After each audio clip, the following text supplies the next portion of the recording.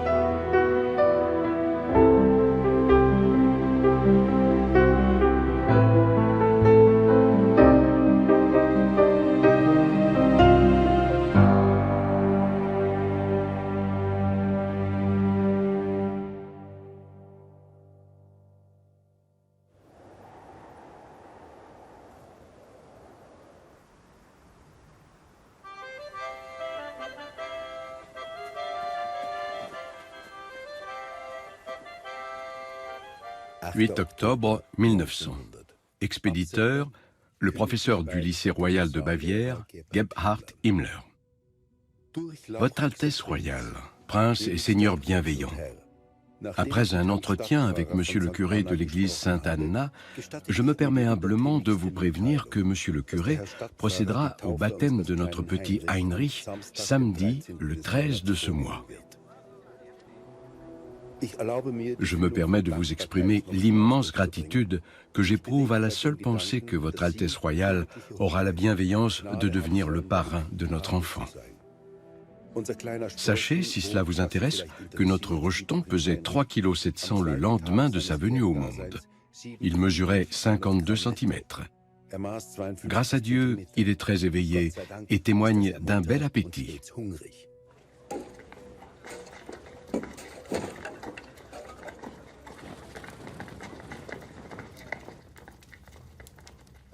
Le 4 septembre 1906, Heinrich est inscrit en première année primaire à l'école épiscopale.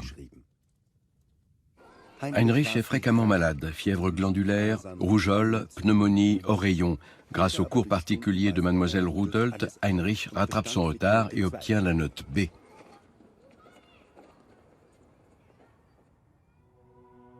« 12 mars 1910. Je dois avouer que j'ai été très fainéant et que j'ai souvent négligé d'écrire mon journal intime. Gebhard, mon frère aîné et moi, on est allés voir les mystères de la Passion avec papa et maman à l'église. J'ai beaucoup aimé le jeu des personnages, le Christ et Judas, ainsi que leurs costumes. L'orchestre et les chants étaient beaux. 5 août 1913, le matin avec maman à la Sainte Messe. À 6h moins le quart, la princesse Arnulf et le prince Heinrich sont venus prendre le thé. Nous avons été photographiés par le prince Heinrich.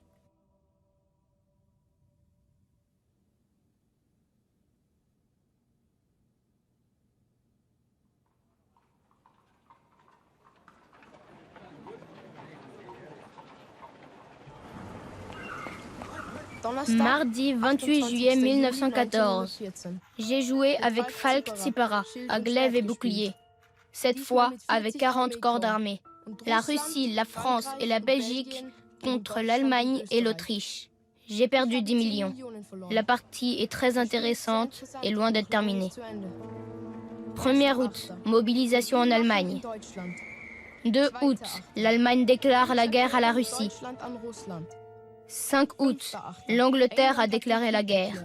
Les Français et les Russes font des incursions frontalières. Victoire du Kronprinz, le prince héritier allemand, au nord de Metz. Réponse prodigieuse de l'Allemagne à l'ultimatum du Japon. Ai joué du piano. Le soir, collé des timbres. Avant le petit déjeuner, je suis allé au télégramme. Grande victoire, 26 000 prisonniers. «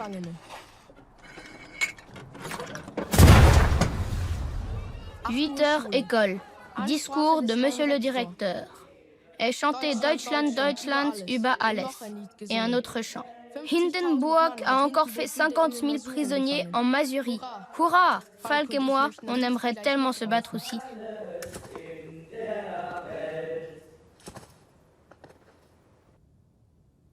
Papa et maman sont partis à 17 h à la gare pour réconforter le convoi des blessés. Gebhardt a eu le droit d'accompagner papa et maman pour voir les blessés. Je l'ai beaucoup envié. Les Russes, faits prisonniers en Prusse orientale, ne sont pas 70 000, mais 90 000. Ils se multiplient comme de la vermine.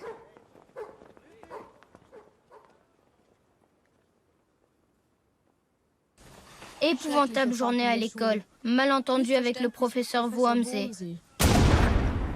Il ne me croit toujours pas. J'étais si contrariée en rentrant que je ne suis pas retournée à l'école l'après-midi et je me suis couchée. Les habitants de Landshut sont idiots et craintifs, comme d'habitude. Ayant entendu parler d'un possible retrait des troupes près de Paris, ils ont aussitôt fait dans leurs culottes et ont été pris d'une trouille bleue. Je n'aurais jamais cru ça des habitants de la Basse-Bavière, d'autant qu'ils sont si bagarreurs de nature. Un soldat blessé a dit la même chose. Aujourd'hui, Gebhardt a 17 ans. Il va donc intégrer le Landsturm. Oh, si seulement j'avais son âge, j'y serais déjà depuis longtemps. Je me réjouis à cette idée, car là-bas, on peut au moins venir en aide à sa patrie.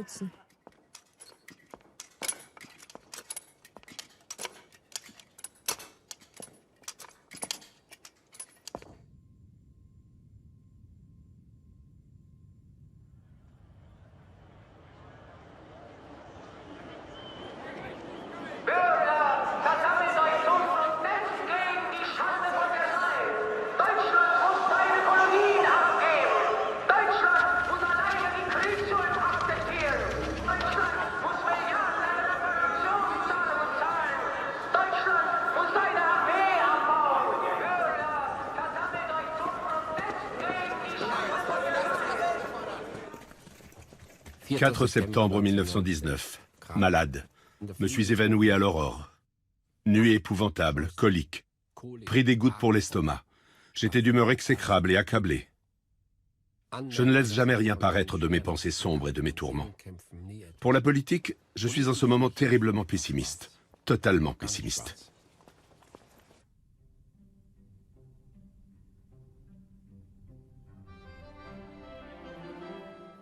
« 10 novembre 1919.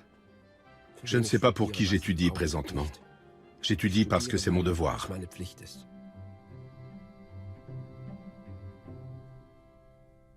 Aujourd'hui, j'ai pleinement retrouvé mon équilibre psychique. J'ai été admis au sein de la fraternité étudiante Apollo. Ses positions sont très décentes et très nationalistes. Père en a été membre autrefois. Lors du cantus, j'étais à la table des dirigeants. Discussions sur la réforme agraire, la dégénérescence, l'homosexualité, la question juive. Me suis porté volontaire pour des fonctions spéciales. J'ai bu 2 chopes de bière et j'ai exprimé mes remerciements au directeur. Il répondit de façon prophétique que ce n'était pas la dernière fois que je prenais la parole à leur table.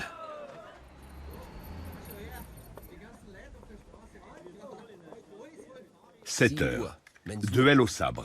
Je n'étais même pas nerveux. Je me suis bien battu en faisant montre d'une belle technique. J'ai reçu, comme il apparaîtra plus tard, 5 coups sanglants. Je n'ai pas vacillé une seule fois. Maintenant, je suis heureux. À 15 heures, virée débile avec les camarades. Nous sommes allés à la brasserie Reichsadlerbar, très chic, beaucoup de juifs. Une danseuse est venue se joindre à nous. Une fille tranquille, simple, pas vaniteuse ni hautaine. Elle est viennoise, mais juive. Mais son comportement n'a absolument rien de juif. Au début, j'ai fait quelques remarques sur les juifs. Je ne pensais pas du tout qu'elle en fût une. Elle plaisanta de façon candide et bon enfant, sans jamais vouloir blesser. En un mot, une fille digne d'une grande estime. Les filles étaient en général jolies, certaines presque belles, mais toutes très coquines. Le plus épouvantable aujourd'hui en Allemagne, c'est que les femmes ne veulent plus être mères.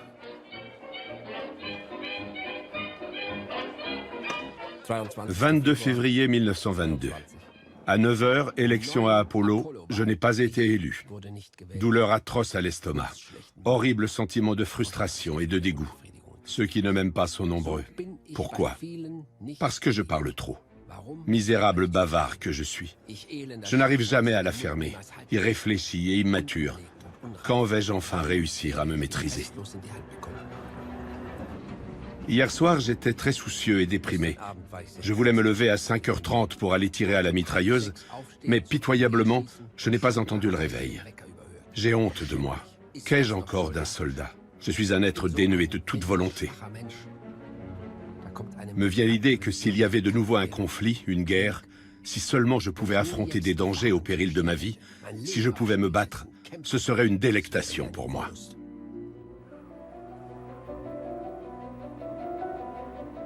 Je suis allé rendre visite à Hugo. Irmgard, sa fille, sautillait toute nue autour de nous avant d'aller se coucher. Je trouve ça inconvenant. À 3 ans, on devrait apprendre la pudeur à un enfant.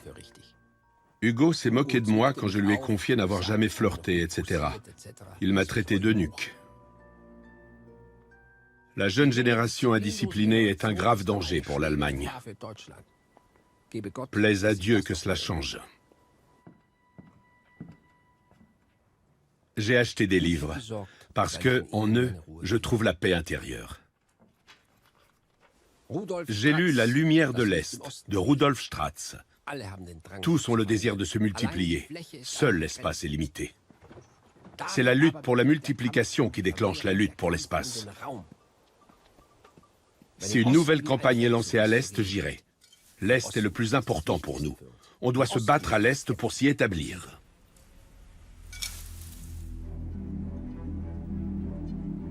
Tacite, la Germanie. Nouvelle traduction du professeur Ludwig Wilser. Représentation somptueuse de la grandeur, de l'intégrité et de la noblesse de nos ancêtres. Ainsi devrions-nous redevenir, ou du moins certains d'entre nous. Est lu Le prêtre et l'acolyte d'Oscar Wilde. Dimanche soir, 10h30. D'humeur exécrable. Étrange. L'idéalisation d'un homosexuel. Image répugnante. Le chevalier, la mort et le diable. Hans F.K. Gunther. L'être de race nordique n'est pas seulement le plus doué, il est aussi le plus beau. La silhouette élancée de l'homme debout, l'expression triomphale de sa structure osseuse et musculaire.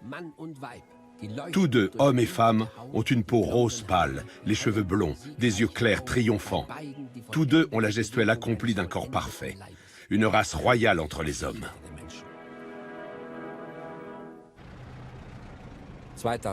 2 avril 1923. Élu les Carolins, chronique de Charles XII. Histoire d'un homme de fer qui, par son esprit et sa volonté, a animé un peuple jusqu'au dernier jour de sa vie, encourageant chacun de ses braves à l'héroïsme. Un homme dont notre époque aurait rudement besoin.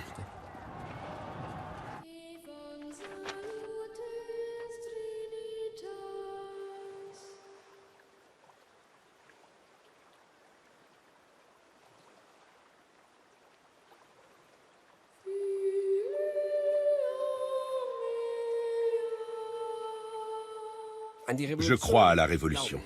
Mais selon l'opinion générale, elle conduira à une lutte sanglante et acharnée. Si l'histoire se déclenchait maintenant, ce serait bien. Je serais content.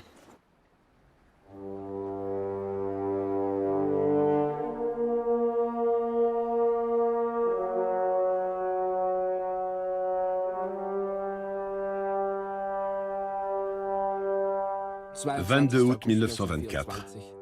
Cher vieux camarade, aujourd'hui j'ai eu une somme de travail surhumaine. Je dois diriger et étendre l'organisation de la Basse-Bavière dans tous les domaines. C'est un acte altruiste au service d'une grande idée et d'une grande cause. Hier, je suis allé à Vilsbiburg. Le chauffeur est venu me chercher. En chemin, je lui ai parlé du nationalisme. Ensuite, au château fort. Château, chambre de torture, très intéressant.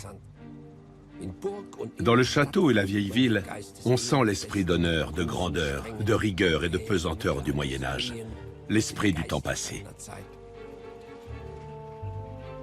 Nous, gens de culture, nous nous sommes bien éloignés du savoir de nos ancêtres. Si nous étions encore comme les anciens Germains, avec leurs coutumes et leurs traditions saines.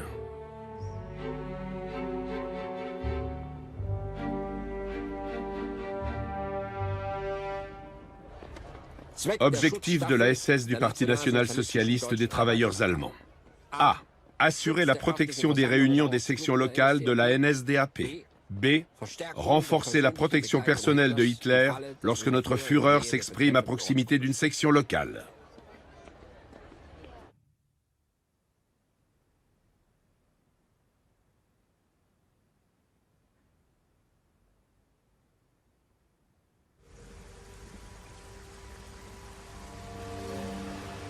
Une femme est aimée de 3 façons par un honnête homme.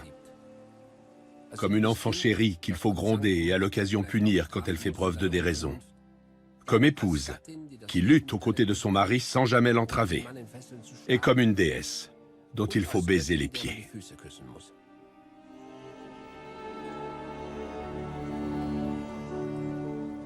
Mon cher bien-aimé, avant notre rencontre dans le train, j'avais perdu foi en l'homme, surtout en l'honnêteté et la franchise d'un homme envers une femme. Je peux de nouveau croire et faire confiance. Tu ne sais pas ce que cela signifie. Je suis comblée par toi et par ton amour. Je t'embrasse, ta Marga.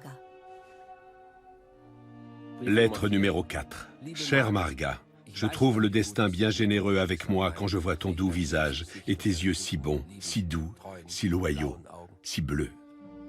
J'ai numéroté cette lettre. Je trouve cela très pratique, d'autant que je pense que nous allons nous écrire souvent, très souvent. La numérotation commence notre journée du 18 décembre. Arrivée à la gare centrale de Berlin à 17h23. Ton Heinrich. Unter Linden, gehen spazieren die Mägdelein. Wenn du Lust hast anzubinden, dann spaziere hinterdrein.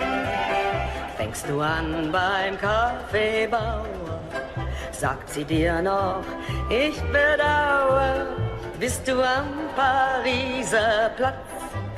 Schubst, da ist sie schon dein Schatz. Sagt sie dir noch, ich bedauere, bist du am Pariser Platz. Schubst, da ist sie schon dein Schatz.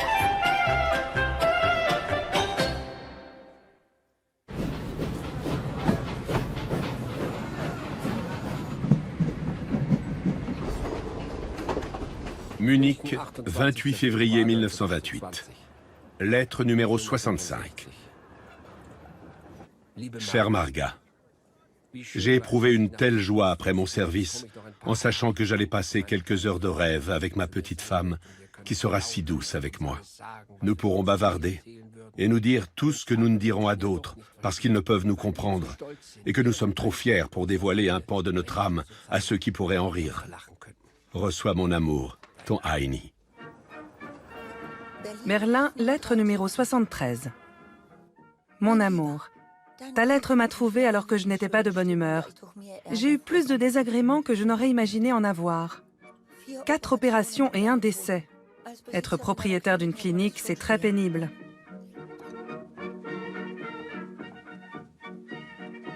Je rentre à l'instant de la ville. J'ai bu une bière avec Madame Reifschneider. Elle m'a vivement déconseillé de fréquenter un homme qui a 7 ans de moins que moi. Tu sais à quel point les femmes sont le sexe faible. Je ne voudrais jamais être une charge pour toi. Ta Marga. Munich, lettre numéro 74. Ma chère petite femme, fais-moi plaisir et ne te fais plus jamais de soucis. Sois rassurée d'une chose, je resterai toujours égal à moi-même. Nous prendrons la gente d'âme à témoin et un pacte solennel sera conclu, comme avec un juif. 1. La coquine cuisine tous les jours une assiette de soupe quand le brave homme est là. 2. Le méchant homme mange la soupe. 3. La coquine fait tous les jours, matin et soir, quelques minutes de gymnastique. Ton méchant homme. Mon petit chéri, mon chéri, j'ai bien trop ri. Je ne pourrais jamais imaginer un tel homme pour moi. N'écris plus jamais 1, 2, 3. Typiquement fonctionnaire. Imagine que tu sois fonctionnaire. La gentille dame ne peut pas faire de gymnastique toute seule. Elle préserve ses jambes pour le podium et toutes les autres coquineries. Mon méchant homme, il y aura vengeance quand tu seras de retour à Berlin. Vengeance, vengeance. Notre vengeance sera admirable. Bientôt, la gentille dame sera auprès de son méchant homme et elle sera plumée, effeuillée, écorchée et réprimandée. C'est là qu'intervient la magie. Le méchant homme devient subitement doux parce qu'il aime énormément sa petite femme, Tamarga. Chère coquine, je commence à bien te connaître. Tu es incroyablement rusée. Petite chérie, 1, 2, 3. Ça n'a rien de fonctionnaire, c'est plutôt militaire. Lors des prochains 3 jours, j'ai 6 assemblées. Münster, Passau, Memmingen. Mardi, probablement à Landshut. Là, je dois aller chercher le chef. Il parle ce soir. Tendre baiser, ton Heini. Mon bien-aimé bon et sauvage, tu es redevenu une véritable agence de voyage. Pourquoi te rends-tu à une assemblée d'Hitler alors que tu sais ce qu'il va dire? Je dois être présent aux assemblées d'Hitler. C'est moi qui les organise. J'en suis co-responsable. Plus que quelques mois, et l'homme sauvage sera à jamais avec toi. Pense à ta vengeance. Avec amour, ton Heini. Mon cher amour, tu voudrais que j'aime un parti qui ne te donne pas le temps de me rendre visite? Je ne comprends rien à la politique. Je préfère m'entraîner à la vengeance. La vengeance, une terrible vengeance. Laisse donc travailler les autres pour toi. Je t'embrasse, Tamarga. Diriger signifie en faire toujours plus que les autres, afin de pouvoir exiger les meilleures performances possibles. Oui, ma petite, quel méchant homme as-tu là, avec son parti si mauvais et si méchant. Je sais, je suis dur, mais cela a ses bons côtés.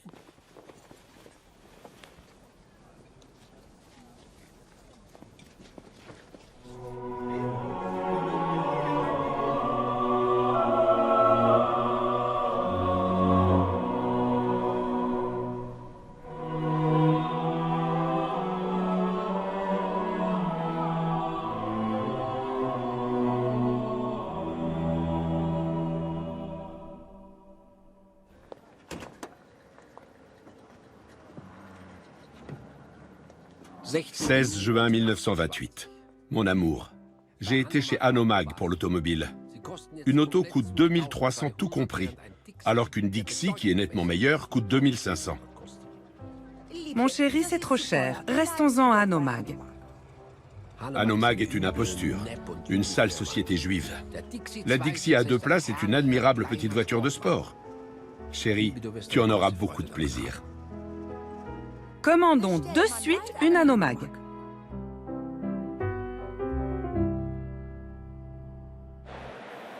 Auch die Frau gehört zur SS. Sie ist ein Teil der SS, da wir nicht nur ein soldatischer Verband, sondern eine Gemeinschaft, ein Orden sind. Auch die Frau hat hier zu gehorchen.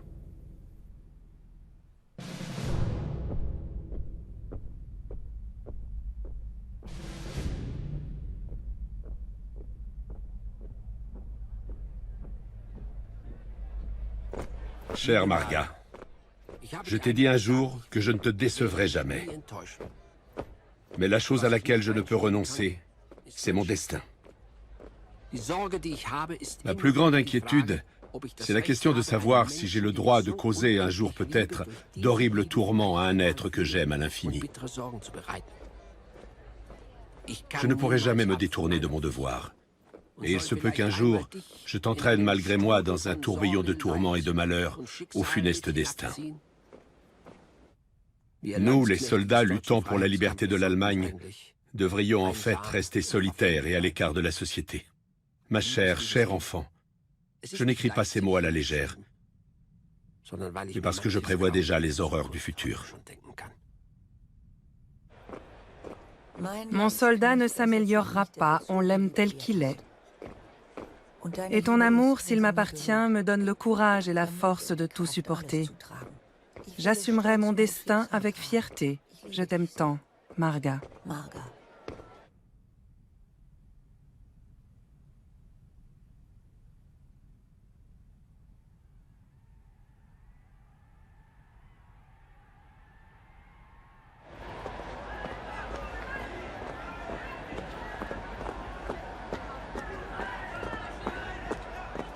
Ma chère épouse, pure et pleine de bonté. Dans la matinée, j'ai eu une réunion de service avec un camarade du parti concernant les possibilités de financement de la SS. Quand le juif t'aura donné l'argent pour ta clinique, fais-le-moi parvenir, s'il te plaît. J'en ai besoin pour l'agrandissement de la maison. Hauschild ne m'a pas encore versé l'argent pour la clinique. Un youpin reste un youpin. Parfois, mon chéri, j'ai peur de la méchanceté des gens. Sont-ils tous aussi mauvais que ma racaille juive? Mon adorable petite femme chérie, l'argent est une telle nécessité, aussi répugnant et maudit soit-il. Ne t'énerve plus à cause de ton juif. Lettre numéro 145. Ma tendre et douce petite femme. Ma chérie, notre maison sera tellement belle. Elle sera magnifique. Les arbres et les arbustes ont bien poussé. Demain, j'en aurai fini avec le peintre et l'électricien. Je te joins une note avec les dimensions des fenêtres. La cuisine est peinte en jaune, l'escalier en gris-bleu. La chambre à coucher en vert clair. La chambre de bonne d'une couleur claire. La chambre d'amis également d'une couleur claire. Notre vie sera tellement magnifique. Notre amour pur et profond, corps et âme. Ma chère épouse, comme je t'aime. De notre foyer, de notre château, nous éloignerons tout ce qui est sale. Ton mari.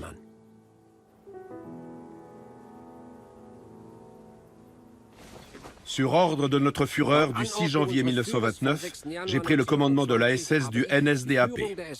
Lors du recrutement de nouveaux membres, j'exige de tenir compte des critères suivants. Âge minimum, 23 ans. Taille minimale, 1,70 m. 1 an d'appartenance au parti. Attestation écrite de 2 témoins qui peuvent vraiment se porter garant pour la recrue. Il doit faire preuve de qualité humaine et être décent. Sur 100 candidats, nous ne pouvons en retenir que 10 ou 15 en moyenne, pas plus. Nous exigeons un certificat sur l'affiliation politique des parents et des frères et sœurs. Nous exigeons l'arbre généalogique depuis 1750. Nous réunirons au sein de cette organisation le maximum de personnes faisant preuve de façon notable de la lignée sanguine requise et issus du peuple allemand, et nous leur inculquerons la discipline militaire.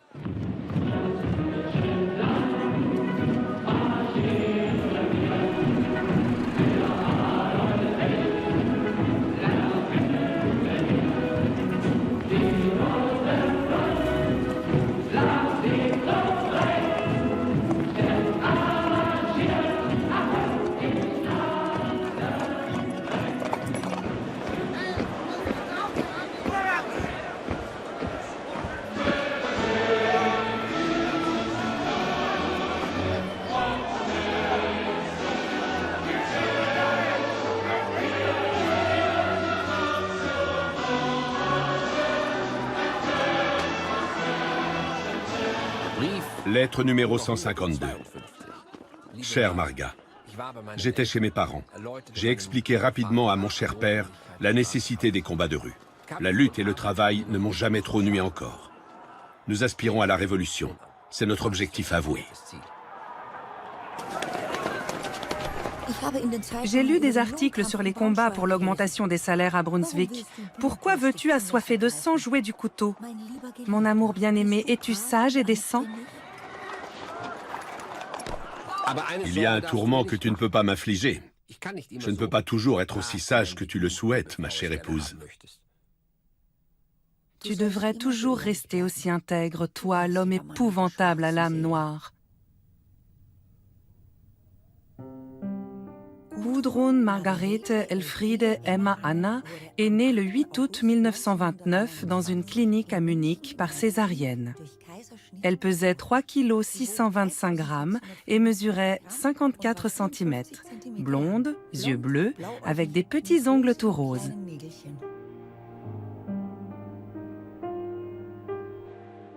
Notre cher enfant éternue comme son papa chaque jour, et même 2 fois de suite. 12 janvier 1930. Elle lève seule sa petite tête et essaie de rire. Elle adore le bain et barboter dans l'eau. Elle est vraiment très éveillée. Avant chaque événement, les SS s'alignent selon leur taille en 2 rangées. Les soirées des SS se poursuivent par des exercices d'obéissance. Durée minimale de 3/4 d'heure, comme garde à vous, repos, demi et quart de tour, présentation, salut, etc. Ils s'exercent au chant aussi. J'exige une obéissance rigoureuse à tous les ordres donnés.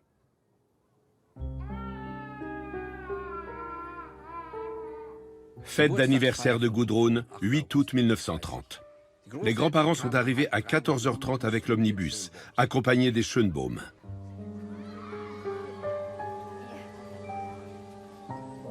La main de Gudrun à son premier anniversaire. Comme toujours, elle n'a pas pu se tenir tranquille. 13 avril 1931. Elle aime aller au poulailler. Elle n'a pas peur, même pas du gros dindon. Elle court derrière les animaux, elle aime les nourrir aussi. Ces derniers temps, elle a appris beaucoup de choses. Elle comprend la plus grande partie de ce qu'on lui dit. Elle aime travailler, elle donne son aide pour tout. Elle aime son papa par-dessus tout. Elle demande tout le temps « Où est papy ?» Puis elle répond toute triste « Papy parti ?» 2 juin 1932. Mon amour, ton méchant mari ne peut écrire de longues lettres. La période jusqu'aux élections sera terrible. Ne te fâche pas.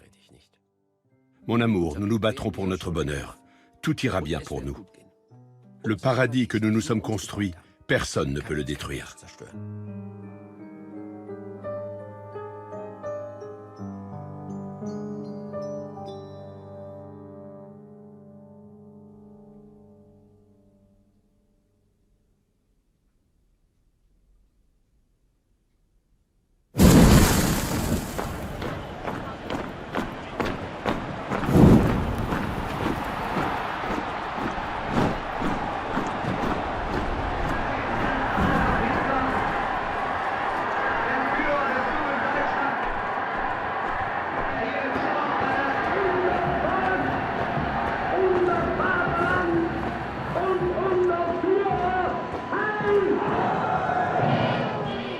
Il était déjà 22h30 et Gudrun ne dormait toujours pas. Soudain, elle a dit « Oncle Hitler doit-il mourir aussi ?» Je l'ai rassurée en lui disant « Oncle Hitler vivra encore longtemps. » Contente, elle s'écria « 100 ans, très longtemps. Non, maman, je sais, 200 ans. » J'ai répondu « Certainement. » Cela l'a rassurée, elle s'est couchée et elle s'est vite endormie.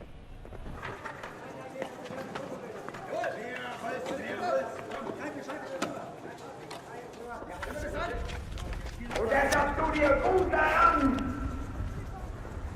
den Ungeist der Vergangenheit, den Flammen zu vertrauen?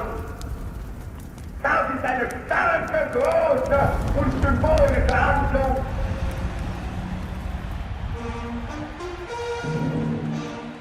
Mon cher fils, tu t'es enfin imposé dans la forteresse. À toi aussi, nous adressons nos félicitations les plus chaleureuses et les plus sincères pour le succès et la victoire du parti à laquelle tu as largement contribué. Ta chère mère est en extase. Mon cher fils, je suis transportée de joie. J'aimerais te féliciter pour l'accomplissement de ton aspiration qui était aussi la nôtre, et pour la victoire obtenue de haute lutte par notre Führer. Puisse-t-il continuer à profiter de la chance et de la grâce de Dieu. Quant à toi, mon cher fils, je te souhaite de tout cœur de préserver ta santé, en dépit de tout ce tumulte et de cette surcharge de travail. Avec amour et affection, je te salue et t'embrasse tendrement, ta maman.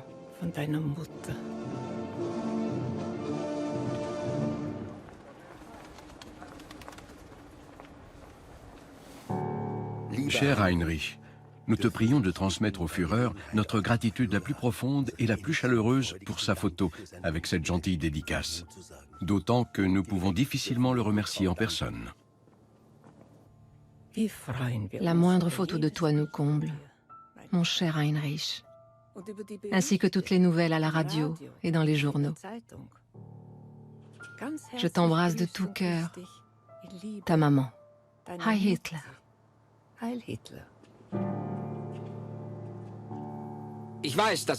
Je sais qu'il y a des gens en Allemagne qui se sentent mal lorsqu'ils voient notre uniforme noir.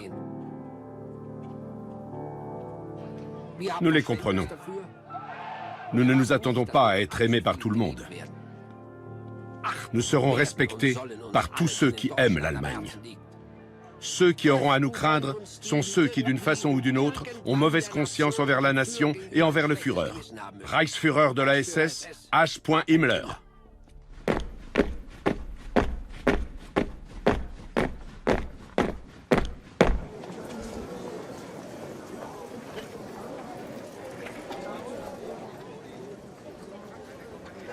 Es ist eine kleine, wurzellose, internationale Clique, die die Völker gegeneinander hetzt. Es sind die einzigen, die wirklich als internationale Elemente anzusprechen sind, weil sie überall ihre Geschäfte betätigen können.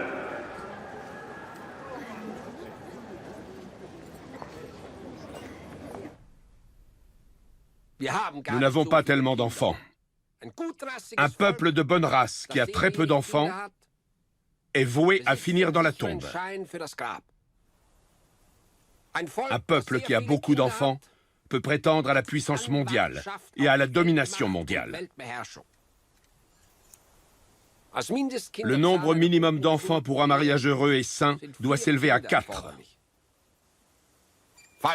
Si des circonstances malheureuses empêchent un couple d'avoir des enfants, chaque dirigeant de la SS devrait adopter des enfants de race pure et d'hérédité saine et les élever dans l'esprit du national-socialisme.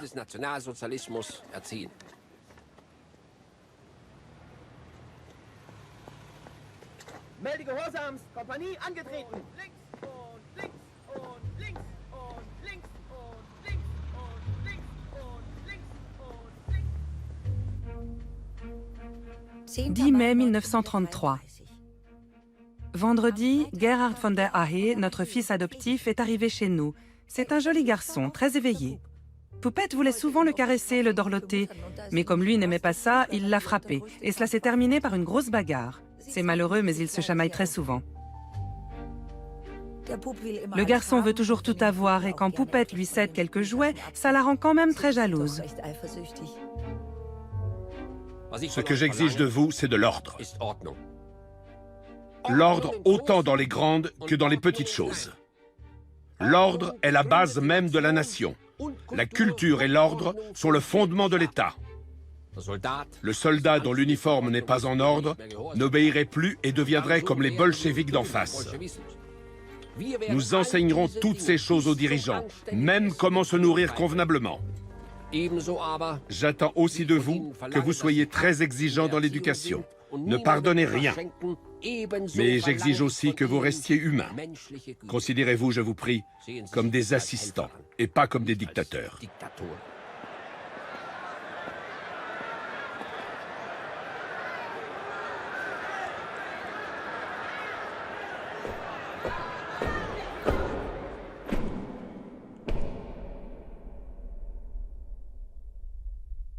Le Reichsführer de la SS annonce que le premier camp de concentration a été construit près de Dachau.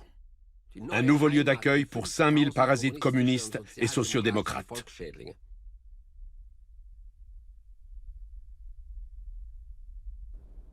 Cher Heinrich, moi, vieil homme, je n'ai pas eu le cœur de chasser du seuil de ma porte cette mère désespérée, devenue veuve de guerre que je connais depuis des années, et qui court d'un service administratif à un autre en pleurant et en suppliant pour obtenir de l'aide. Je t'envoie donc quand même sa requête et ne me reproche pas ma faiblesse. Je t'en prie, essaie au moins d'aider son fils.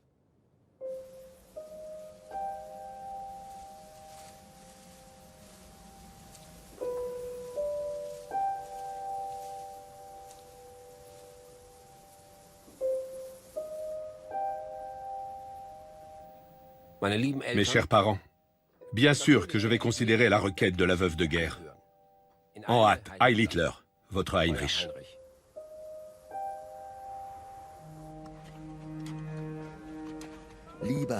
Cher Heinrich, encore mon père, vas-tu te dire. Le docteur Weber, mon successeur, m'a parlé samedi dernier d'une affaire personnelle.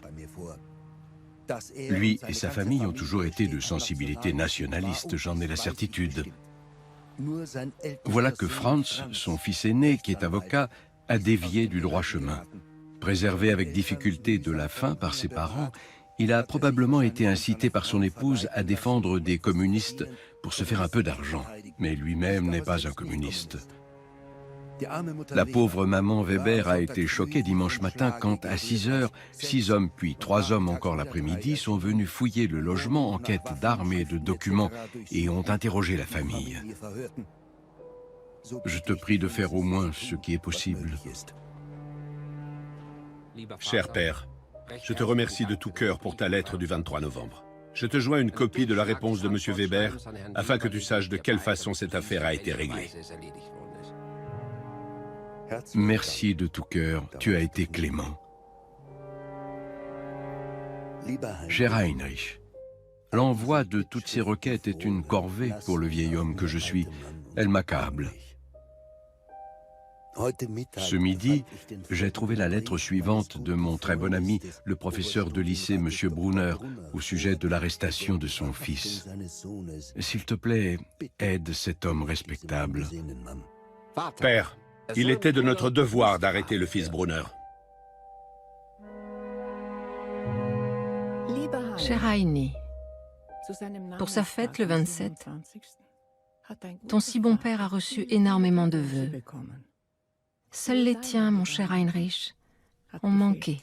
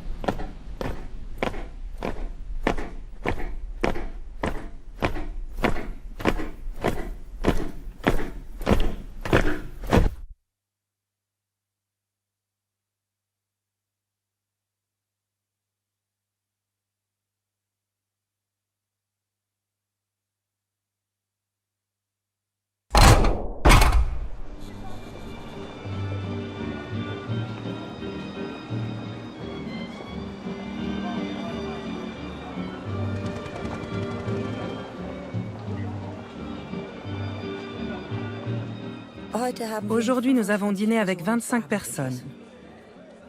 Tout est très mal fait. Heini est hors de lui. La conduite des femmes est une catastrophe. Qu'une telle chose puisse exister sous le Troisième Reich, mon Dieu, ces gens. Heini a bien raison. Il faut irriter les autres et ne pas se laisser irriter. Heinrich a dû partir plus tôt. Il travaille jour et nuit. Comment fait-il pour tenir le coup?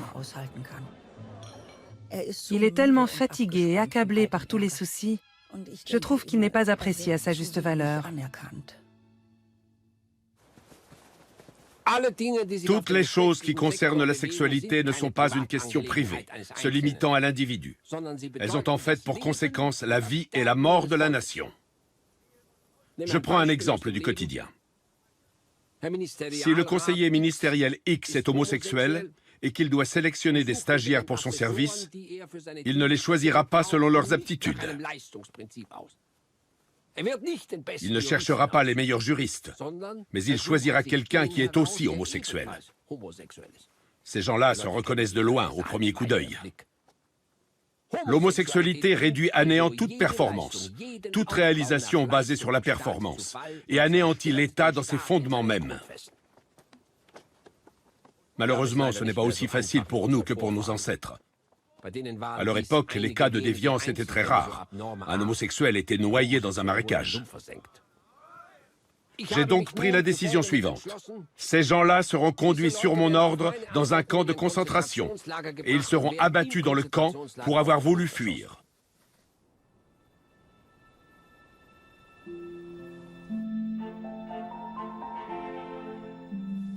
« 11 mars 1938. Depuis hier, nous sommes 10 personnes dans le Valais.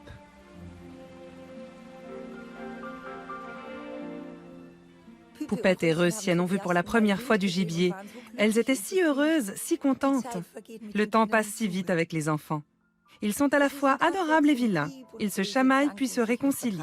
Notre garçon a été particulièrement sage ces derniers temps.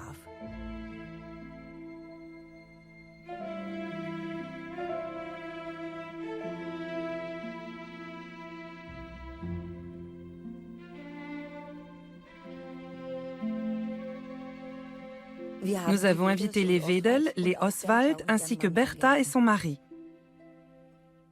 Nous avons dîné en écoutant de la musique tzigane. 12 mars 1938. Heini est allé à la chasse aujourd'hui. Nous avons écouté la radio jusqu'à 2 heures du matin. Heini est entré le premier à Vienne. L'Autriche fait désormais partie du Reich allemand.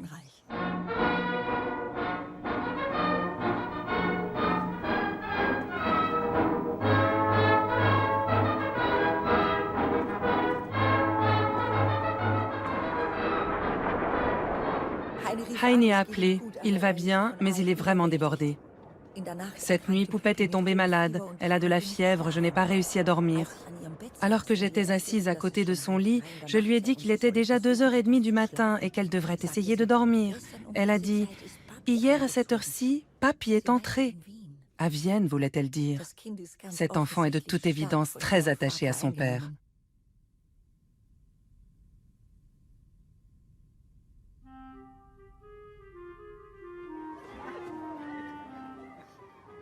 Tant qu'il y aura des êtres sur Terre, les conflits entre hommes et sous-hommes seront la règle historique.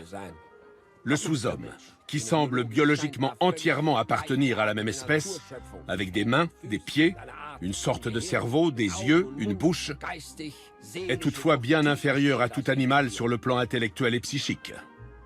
Le sous-homme déteste l'œuvre d'autrui. Il fulmine contre elle, en secret, comme un voleur, et publiquement se mue en dénigreur et en assassin. La volonté du sous-homme est immuable. Que le désert revienne là où la lumière de l'érudition suprême illumine de manière créative l'obscurité. Pour ce qui est des Juifs, quand toute cette racaille nous quittera-t-elle, qu'on puisse enfin vivre heureux?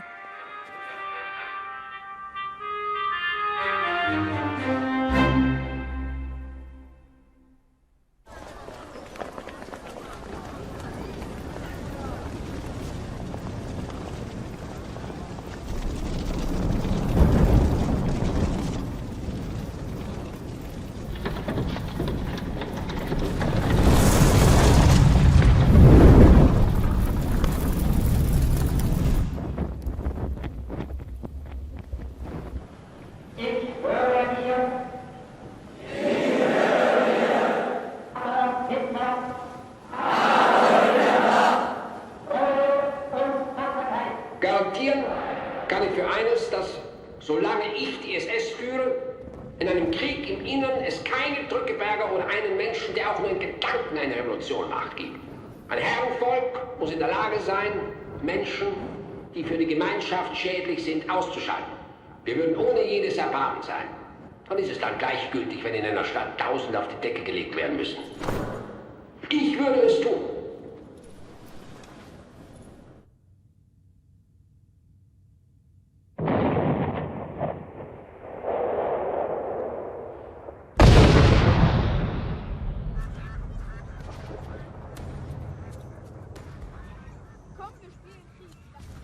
Berlin, 4 septembre 1939. Maintenant, c'est la guerre. Poupette a une carte de l'Allemagne et suit tout ce qui concerne son papa sur cette carte. Gerhard a une nature délinquante. Il a de nouveau volé de l'argent et il ment de façon éhontée. La Croix-Rouge m'a confié la gestion de tous les hôpitaux militaires de la 3e région militaire. Je suis heureuse d'apporter ma contribution.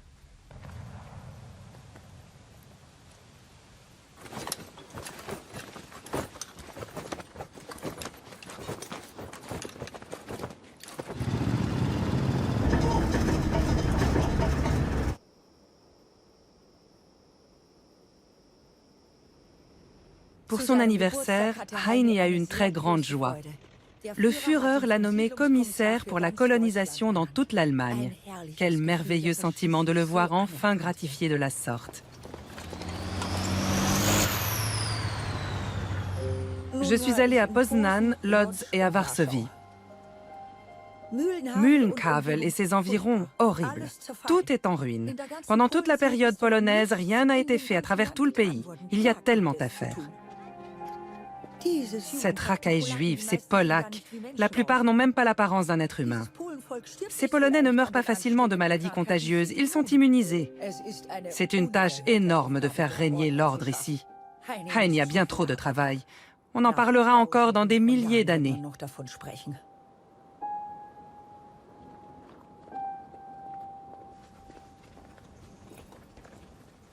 Décret de la Gestapo. Il vous est notifié par la présente que vous avez 7 heures pour quitter votre logement. Les clés du logement et de l'entrée principale doivent être réunies en un seul trousseau, muni d'une étiquette sur laquelle vous inscrirez vos noms et votre adresse. Vous pouvez emporter une valise d'une taille maximale de 100 sur 80 sur 80. Vous n'avez pas le droit d'emporter d'argent, de titres, de devises, de livrets d'épargne, ni d'objets de valeur, or, argent, platine, ni cheptel vivant. Vous devez impérativement respecter l'ensemble de ces ordres sans émettre aucune objection, sans quoi vous subirez les sanctions les plus lourdes.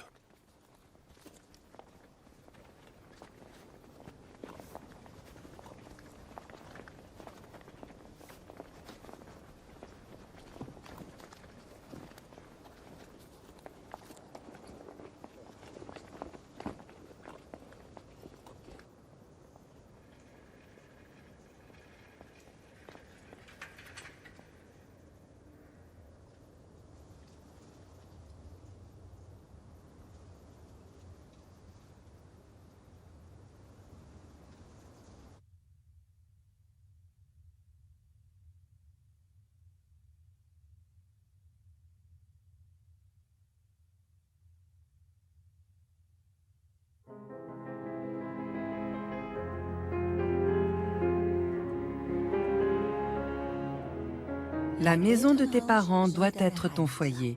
Ta maman, Gmund, lac de Tegernsee. Dans la vie, il faut toujours être décent, courageux et bienveillant. Ton papa, Gmund, 18 mai 1941.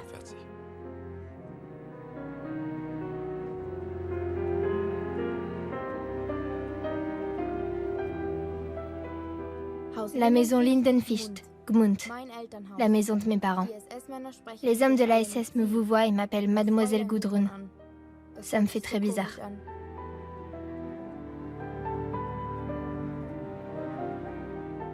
Quand il y aura la paix, nous recevrons sûrement une ferme à l'est. Ça nous rapportera plus d'argent. Peut-être que nous recevrons aussi une maison sur l'Obersalzberg.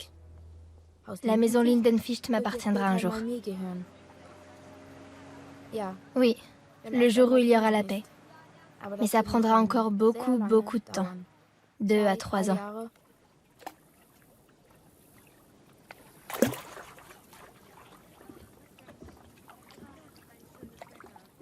Aujourd'hui, nous sommes allés au camp de concentration SS de Dachau. Maman, tante Lydia, tante Frida, Röschen, Inge Hammerl et moi.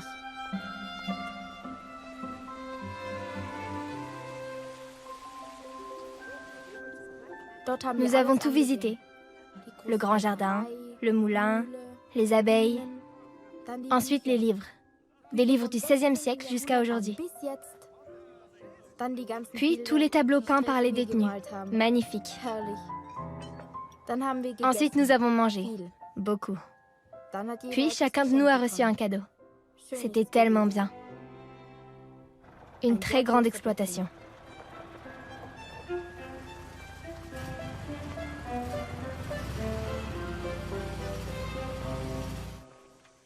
Tante Lydia et moi sommes de nouveau seuls. Papa est à l'Est, maman est à Paris. Hier, j'étais assise au dernier rang. Pour l'interrogation de biologie, j'avais une anti-sèche. Madame Zimmer l'a vue, mais elle n'a rien dit. J'ai trouvé cela très convenable de sa part.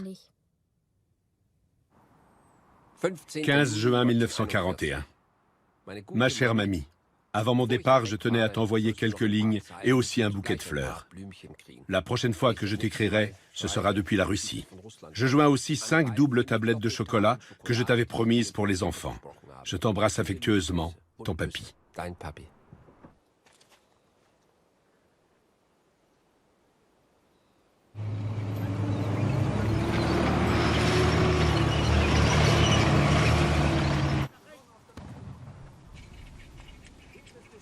Mon cher amour, Poupette n'a que 12 ans. Elle n'est pas encore capable d'imaginer ce qu'est la guerre. Tous les jours, elle parle de son anniversaire. Je t'embrasse chaleureusement, ta Marga.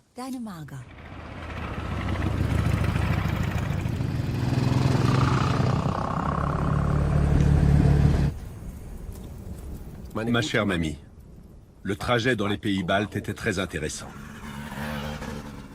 Je trouve qu'il est bon que notre Poupette ne comprenne pas encore trop bien la guerre. Tu devrais néanmoins régulièrement lui en parler. Les missions sont gigantesques, et du fait des distances, nous n'en sommes qu'au tout début. J'ai envoyé ce jour un colis à Poupette, plein de sucreries. Je t'embrasse affectueusement, ton papy. Mon cher papa bien-aimé, je suis très triste que tu sois de nouveau reparti au front. J'espère que tu vas bien. C'est épouvantable que nous soyons en guerre contre la Russie. C'était nos alliés tout de même. Fais attention qu'il ne t'arrive rien. Tu n'as plus besoin de m'envoyer de chocolat au lait. Le coursier en a apporté tellement. Merci beaucoup. Le bien-être des Russes, le bien-être des Tchèques, cela m'est complètement égal. Que les autres nations vivent dans la prospérité ou qu'elles crèvent de faim, cela ne m'intéresse que dans la mesure où on a besoin d'elles comme esclaves pour notre culture. Si tu touches à un cheveu d'un des nôtres, tu mourras ainsi que tous les hommes polonais du village. Voilà ce qu'ils doivent savoir.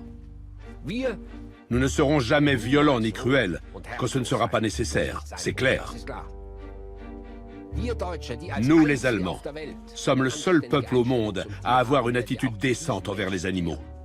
Nous adopterons donc aussi une attitude décente envers ces animaux humains. Dans 10, 20 ou même 100 ans, la frontière allemande actuelle sera bien dépassée. Nous créerons des régions germaniques de race pure, comme l'ont fait nos ancêtres autrefois.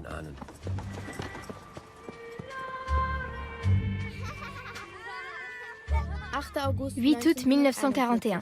Mon anniversaire. 13 bougies ont brûlé, ainsi que la lanterne de Yule. Chaque SS devrait en avoir une. De papa, j'ai reçu des photos de tous les empereurs allemands, des échasses, des tortues, un livre pour mes costumes et une corbeille de roses. Elke m'a offert un poney Shetland. Papa ne m'autorise pas à le garder parce que les parents d'Elke tentent de profiter de notre amitié. Papa a dit que je recevrais un cheval en temps de paix.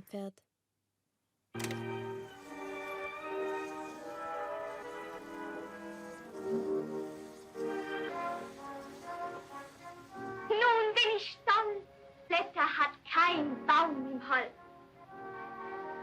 Aber wie es Abend ward, ging der Jude durch den Wald, im Sack und großem Bart.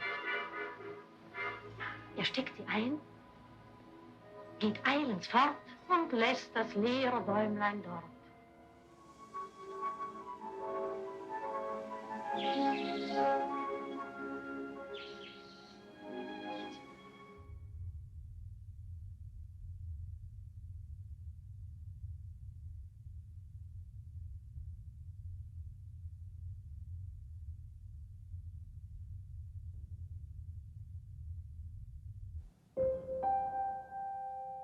Dépenses du ménage. Salaire, 90 marks. Dons, 5 marks. Papeterie, 1 mark 25. Poupette, 2 marks 25. Fleurs, 5 marks 40. Divers, 1 mark 40. Ma chère mamie, je suis désolé d'avoir pour la première fois oublié notre anniversaire de mariage. J'étais très occupé ces jours-ci. 9 heures, réveil.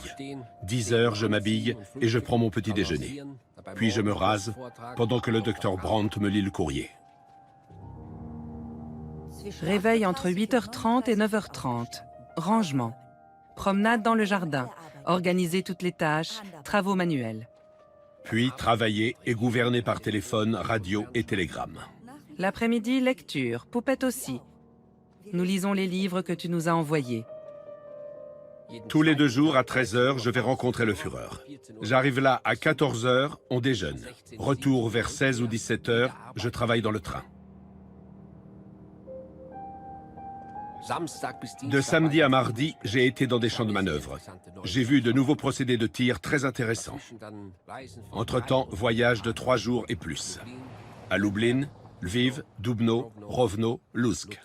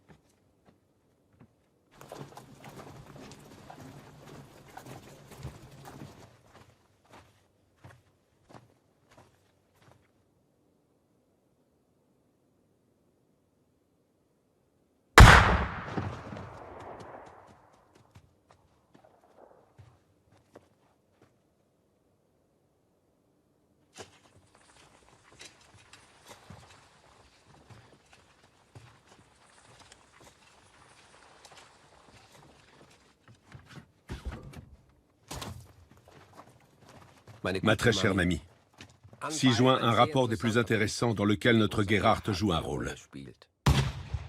Il n'y peut rien peut-être, mais il a une fâcheuse disposition à mentir. Lorsque j'écris à Gerhard, devrais-je encore signer mère? Je ne signerai plus mère pour Gerhard pour le moment. Si son comportement s'améliore, on pourra y revenir plus tard. Mon voyage me conduit à présent à Kaunas, Riga et Minsk. Malgré la quantité de travail, je me porte très bien et je dors très bien. Je t'embrasse avec amour, ton Heini.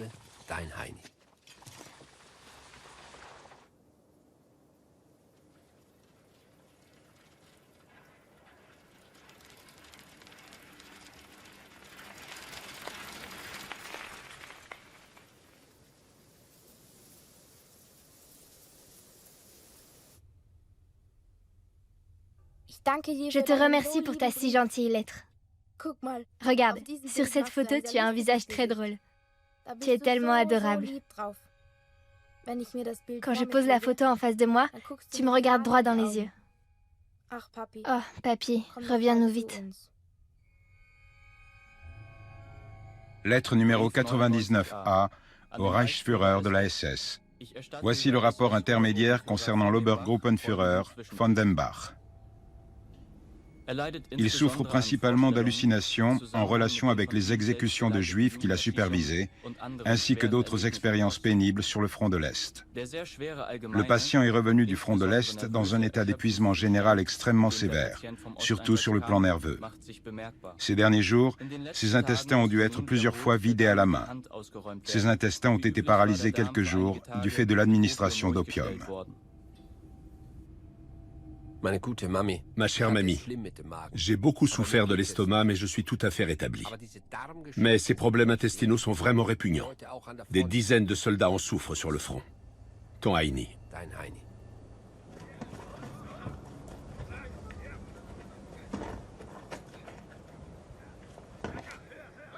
Communiquez à tous les services.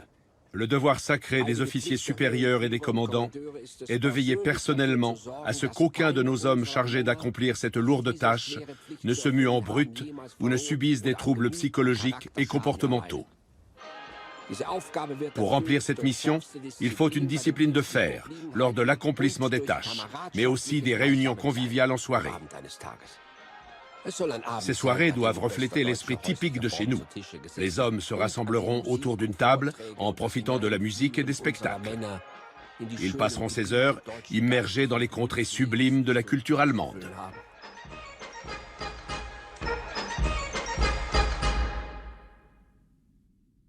Affaire secrète du Reich. Au Reichsführer de la SS. La révision des camions des groupes D et C est terminée. Le gazage n'est pas du tout exécuté correctement. Pour terminer au plus vite l'opération, les conducteurs appuient à fond sur l'accélérateur. De cette manière, les prisonniers meurent par asphyxie, et non, comme c'est prévu, après avoir perdu connaissance.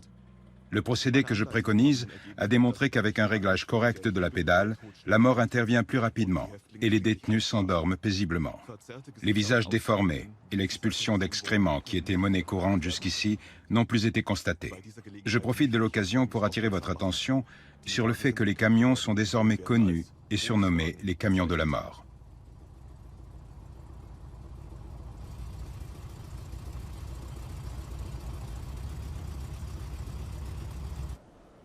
C'est atroce et épouvantable pour un Allemand de devoir assister à ça. C'est ainsi. Si ce n'était pas atroce ni épouvantable pour nous, nous ne serions plus des Allemands, nous ne serions pas des Germains. Si nous manquons de sang-froid maintenant, nous léguerons ce manque de sang-froid à nos fils et à nos petits-fils.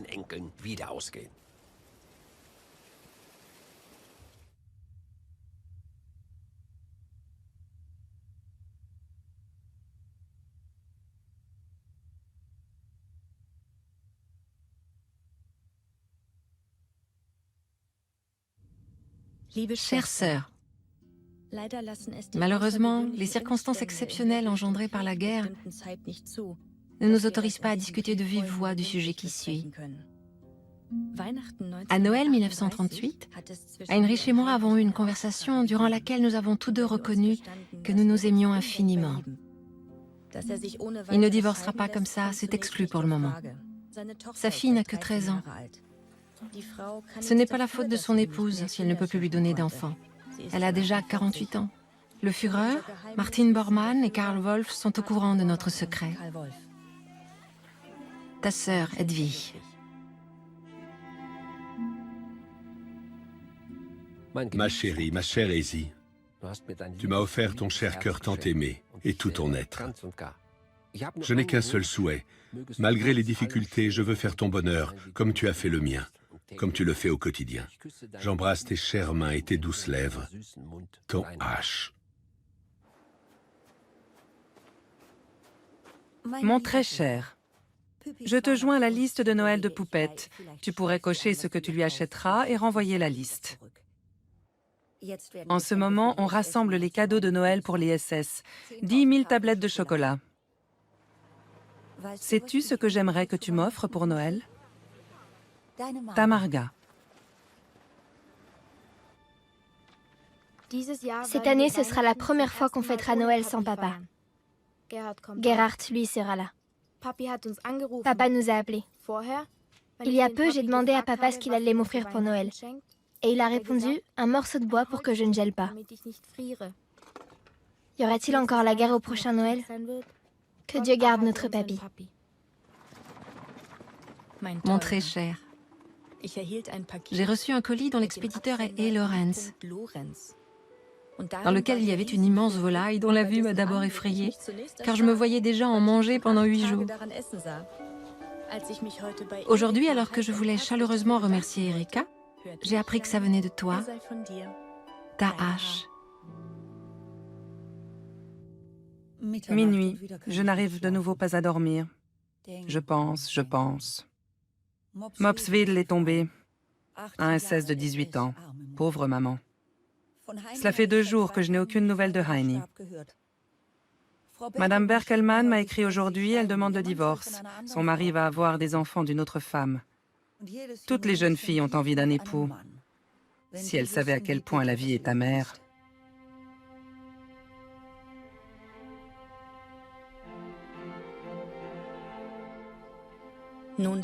À présent, ma sœur, le plus important, c'est que j'ai la certitude depuis fin juin que notre vœu va se réaliser, que notre enfant grandit en moi. C'est un sentiment tellement agréable quand il bouge.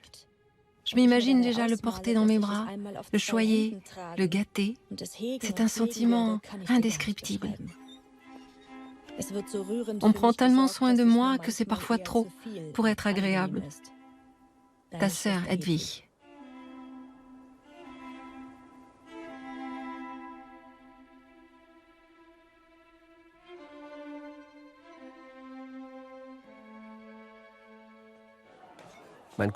Ma chère Esline, je vais de suite en face pour t'appeler et entendre ta chère voix.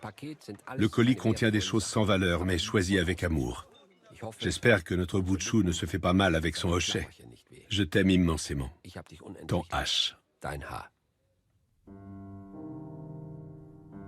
Heini est resté 2 jours à proximité d'ici et il n'a même pas appelé. Pour mon enfant, je veux et je dois tout supporter. Elle n'a que 13 ans. Elle ne doit pas savoir à quel point la vie est dure. Elle entend déjà assez de choses qu'il vaudrait mieux qu'elle ne sache pas. Peut-on encore faire confiance à une personne? La vie nous le dira. Affaire confidentielle du Reich. Lettre numéro 122A.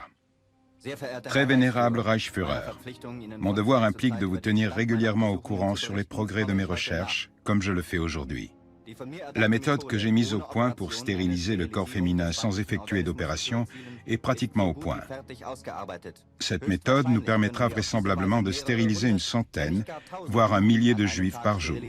Sur les 10 millions de juifs que compte l'Europe, selon moi, 2 à 3 millions sont aptes au travail et devraient rester en vie. Affaire confidentielle du Reich. Très vénérable professeur, les Juifs ne doivent pas être au courant. Vous pourriez profiter d'un examen général pour leur injecter le produit requis. Quant à l'efficacité de la stérilisation, il faudrait procéder à des expériences plus poussées, en enfermant pendant un certain temps une Juive et un Juif ensemble, afin de constater le résultat. Heil Hitler.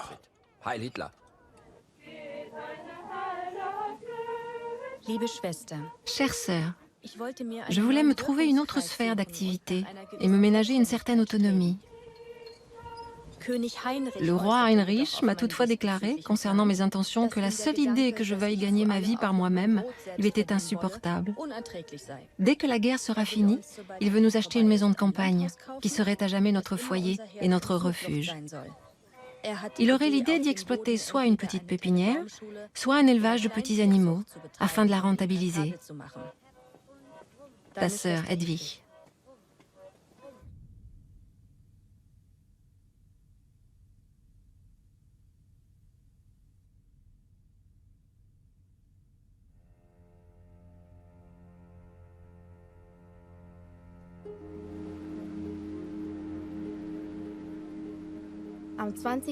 Le 20 mai au soir, nous étions assises sur la terrasse.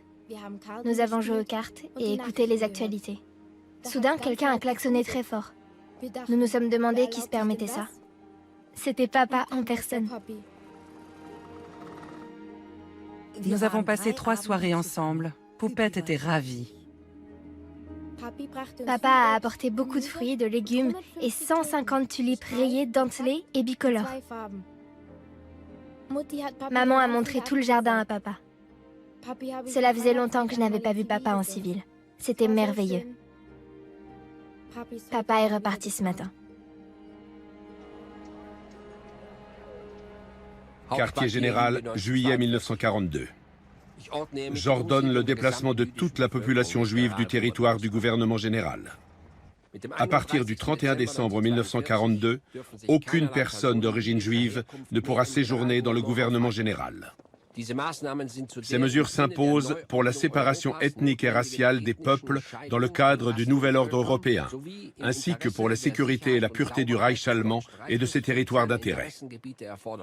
Toute requête de modification ou de dérogation émanant d'autres services doit m'être présentée personnellement. Heil Hitler. Signé H. Himmler.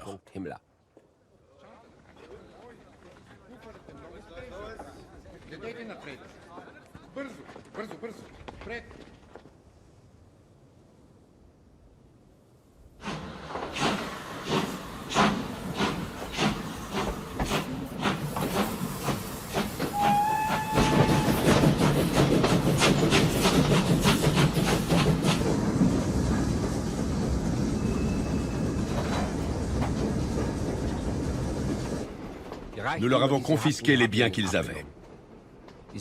Ces biens ont évidemment été transférés en totalité au Reich. Nous n'avons rien pris pour nous-mêmes. Nous avions un droit moral, une obligation envers notre peuple de tuer ce peuple qui voulait nous tuer. Mais nous n'avons pas le droit de nous enrichir personnellement avec une fourrure, une montre, un marque ou une cigarette, ou quoi que ce soit d'autre.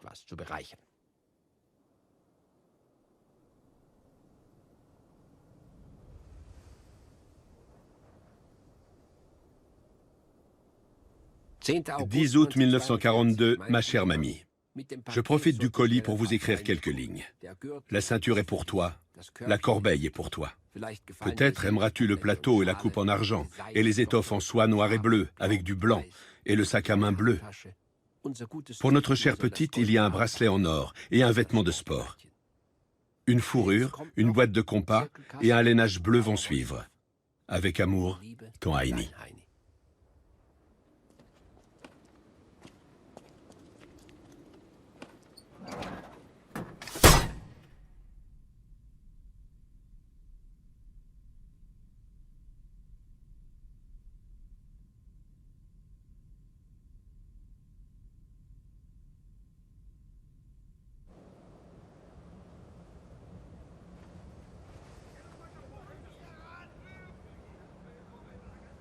Nous étions à l'est devant Stalingrad et nous voici derrière Kiev.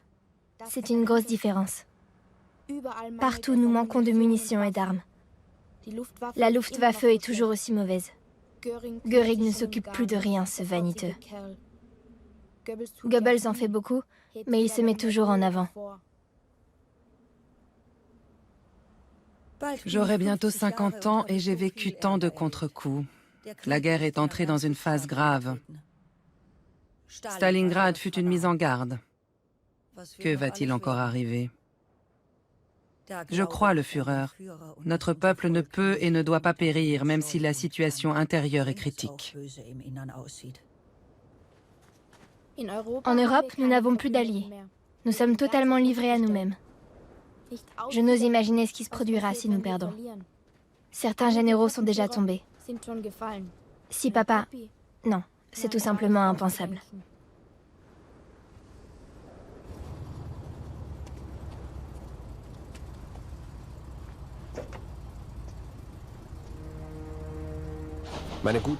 Ma chère mamie, quelques lignes en vitesse.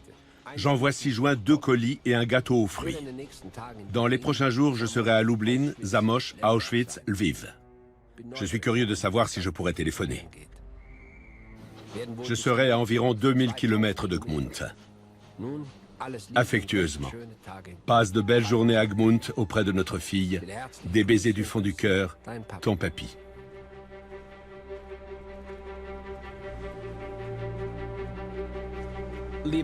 Cher camarade Himmler, suite à l'inspection du camp de concentration d'Auschwitz, j'octroie exceptionnellement les quantités suivantes. 1000 tonnes d'acier de construction, près de 100 tonnes de canalisation pour la distribution d'eau. Cette quantité d'acier est uniquement destinée à l'extension des camps de concentration, en particulier celui d'Auschwitz. Heil Hitler, votre Speer. Cher camarade Speer, je vous remercie de tout cœur pour votre lettre et pour l'octroi de quantités d'acier supplémentaires, surtout pour l'extension du camp de concentration d'Auschwitz. Votre accord a conforté ma conviction que la justice existe encore. Heil Hitler. Votre H. Himmler.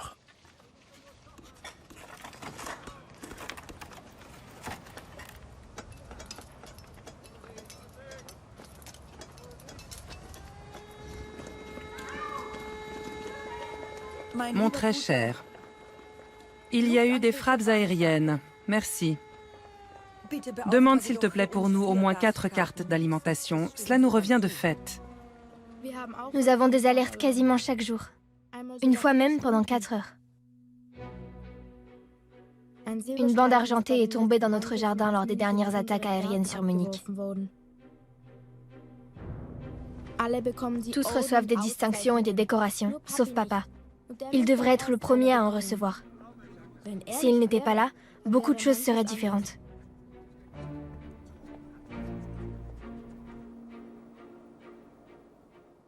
Ma chère mamie, je suis toujours désolé quand j'ai bien dormi et que j'apprends au réveil que les avions sont venus. Je joins les coupons d'alimentation. Mais rassure-toi, tout se passera bien. Je travaille plus que jamais. Reposez-vous bien, toi et notre gentille fille. Baiser affectueux, ton papy.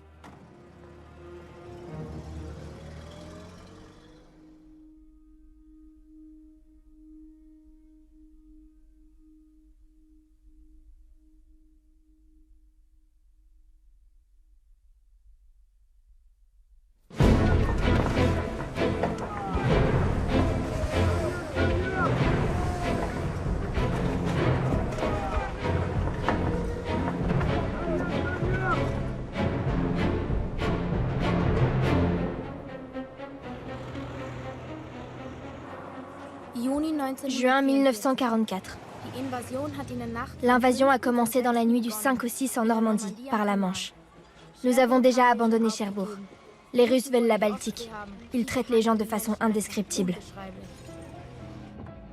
Cher camarade Gieseler, je ne suis personnellement pas d'une nature craintive. Je me suis quand même décidé à faire construire ce bunker à Gmund, car j'estime qu'il est possible que l'adversaire, qui connaît toutes les adresses où nous résidons, puisse lancer une attaque aérienne qui aurait pour objectif de cibler la maison pour l'anéantir, ainsi que tous ses habitants et moi-même. Je vous suis très reconnaissant de m'y avoir aidé en véritable camarade, en m'évitant toutes les formalités. Sincères salutations, Heil Hitler. Votre H. Himmler.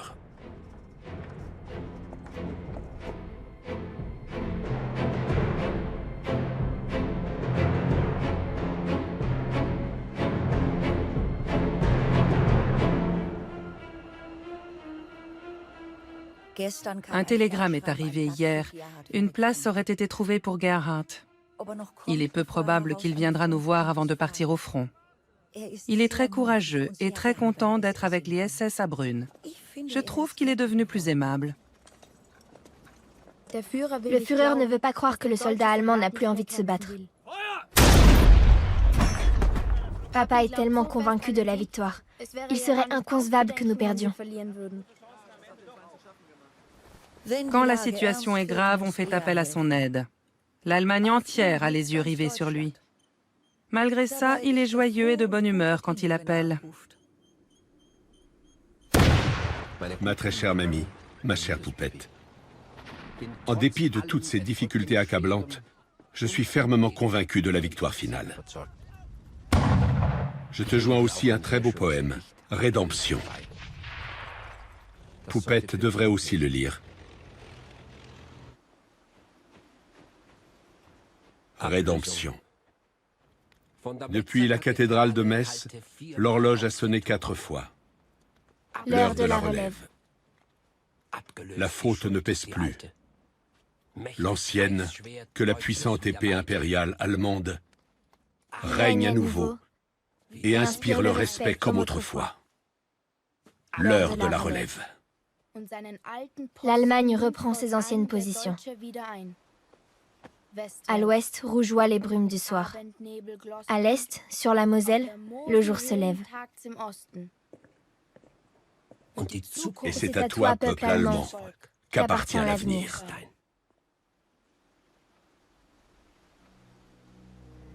Baumert voulait convaincre maman de nous rendre dans le Valais sous un faux nom. L'endroit où nous allons doit absolument rester secret. Je suis encore ici parce que Heini le veut. Mais cela me fait beaucoup de peine pour mon travail et pour ma réputation. Lorsque face au danger, on n'est plus à son poste, on s'attire le mépris à juste titre. Aujourd'hui, je suis restée couchée jusqu'à midi. Maman trouve que ce n'est pas bien du tout que je sois couchée. Mais je reste tout de même couchée. Il y a tant de choses qui se passent dans le monde, et surtout chez nous. En bref, le 24 au soir.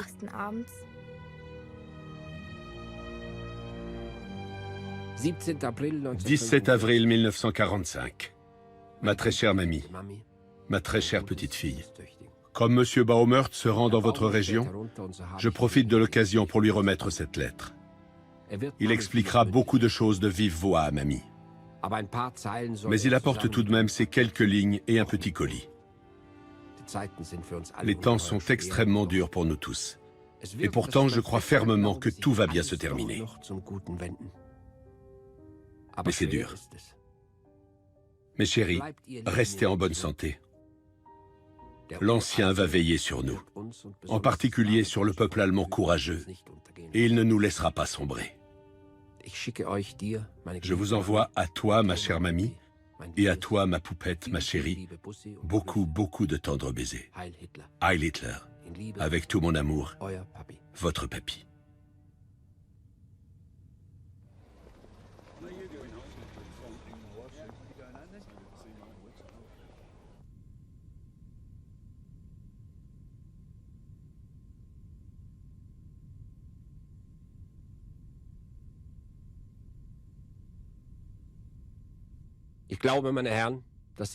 Je crois, messieurs, que vous me connaissez assez pour savoir que je ne suis pas un être assoiffé de sang, que je n'éprouve ni joie ni plaisir quand je dois faire preuve d'intransigeance.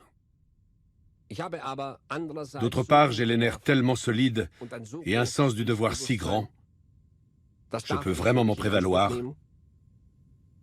que lorsque j'estime qu'une chose est nécessaire, je l'exécute sans faire le moindre compromis. Von euch werden die meisten wissen, was es heißt, wenn 100 Leichen beisammen liegen. Wenn 500 da liegen oder wenn 1000 da liegen. Und dies durchgehalten zu haben und dabei, abgesehen von menschlichen Ausnahmeschwächen, anständig geblieben zu sein, hat uns hart gemacht und ist ein niemals genanntes und niemals zu nennendes Ruhmesblatt. Wir alle können nur ein Bestreben haben, dass man einmal über uns sagt, diese deutschen Offiziere, diese deutschen Soldaten, diese deutschen Generale, sie waren anständig.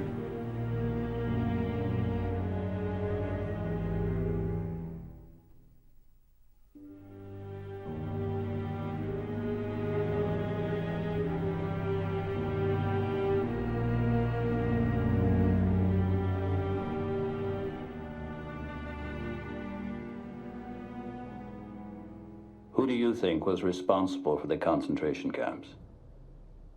Ich denke, für die Lager war es mein Mann.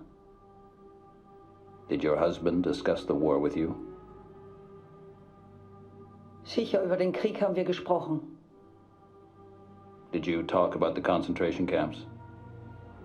Nein, nie.